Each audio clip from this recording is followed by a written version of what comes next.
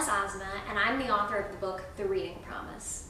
The Reading Promise is a story about my father and I reading every night without missing a night from the time I was 9 until my first day of college. Well, my father had been reading to my sister for up until her 4th grade year, and they were in the middle of a book, Dear Mr. Henshaw, and she said, "Dad, I don't want you to read to me anymore. I want to finish this book on my own." And he was devastated. So he got very scared of what he called the curse of Mr. Henshaw, and once I was reaching her age, getting a little bit older, he decided, hey, let's start a streak, just to kind of see what I would say.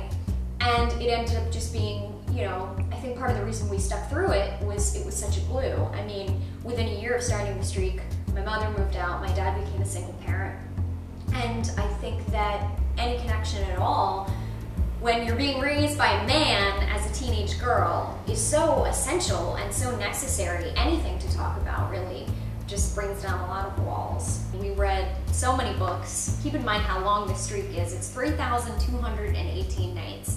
So we absolutely devoured books.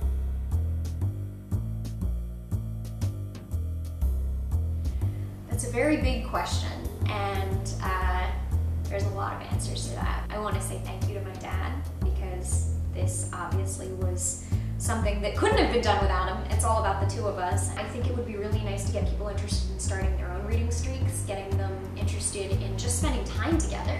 And if that spending time together happens to include books, that's huge. But more than just being about the books and our relationship, this book is a lot about the battle for reading.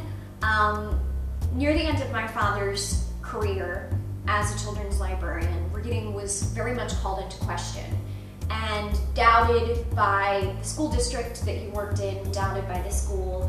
The importance of it was debated, and that was very difficult for him. I think that this book is sort of a battle cry, a reminder that reading needs to be here, reading can't go away.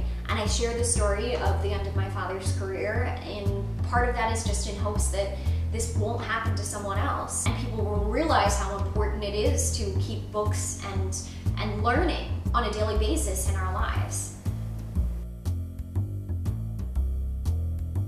Oh my gosh, no. I loved Harry Potter, and he really didn't care for it and only read it because I liked it. And just the other day we were talking about Harry Potter, and I said, if Harry represents bravery and Hermione is brains, what role does Ron represent? And he said, who is Ron? And I said, Dad, we read the entire series almost 3 times. And he said, I don't remember any Ron. And then finally he goes, do you mean Sally? I have no idea who Sally is. The book will be out in stores in time for Father's Day, so pick up a copy.